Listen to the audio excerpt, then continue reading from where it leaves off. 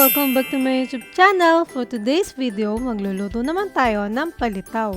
Kailangan lang natin ng 2 cups of glutinous rice flour, 1 cup of water, 1/2 cup of nyog, 2 tablespoons of roasted sesame seeds, nuts, and 1/4 cup of sugar. Yan lang ang kailangan natin. First, paghahaluin lang natin ang 2 cups of glutinous rice flour and 1 cup of water.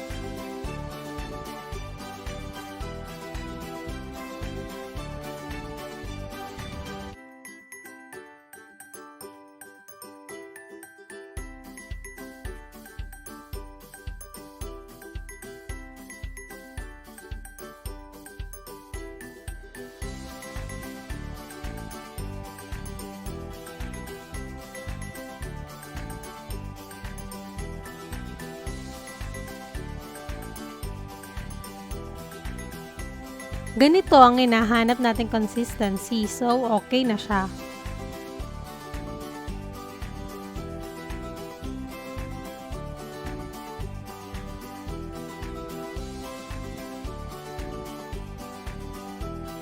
Gagamit tayo ngayon ng 1 tablespoon para pang-scoop natin sa ating mixture.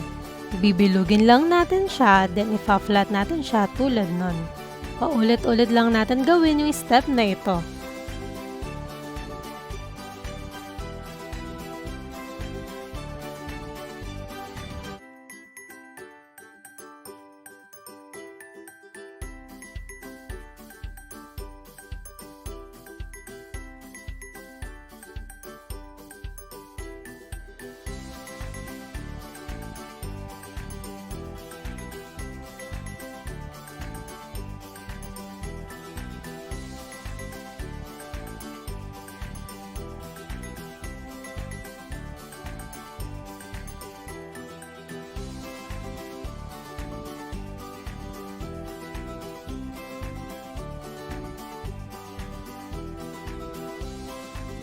Ayan, okay na siya.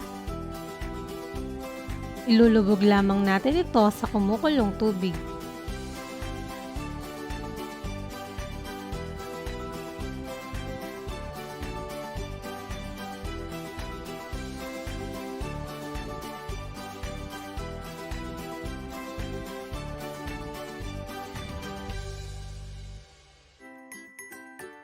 Habang hinihintay natin maluto ang ating palitaw, paghalu-haluin na natin ang ating sugar, nuts, and sesame seeds.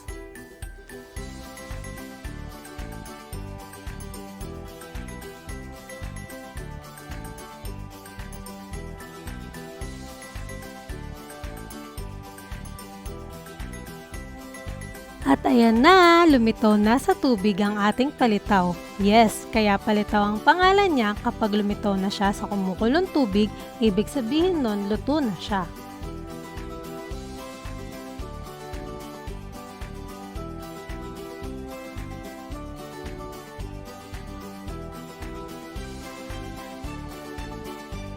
At ito na ang final touch. I-coat lang natin siya ng nyog at ang ginawa nating mixture kanina ng sugar, nuts, and roasted sesame seed.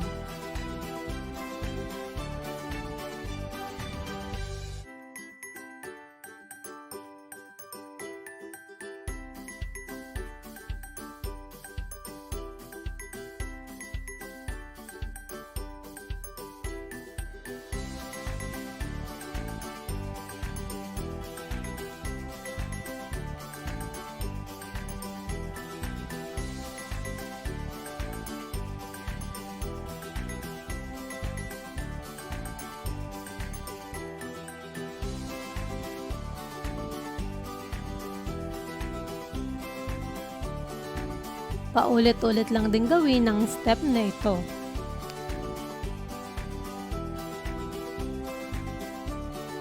At ayan na siya. O diba, ang dali lang gawin? Okay naman. Huwag kakalimutan mag-like, comment, and subscribe. Kung meron kayong gustong ipagawa sa akin, comment down below lang kayo. Hanggang sa muli! Bye!